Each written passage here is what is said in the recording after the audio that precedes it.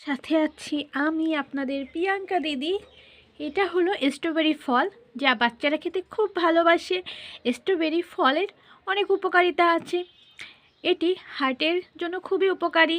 এটি খেলে ওজন নিয়ন্ত্রণে থাকে। এটি খেলে হজম শক্তি বৃদ্ধি পায়। এটি চোখের দৃষ্টিশক্তি ভালো রাখে।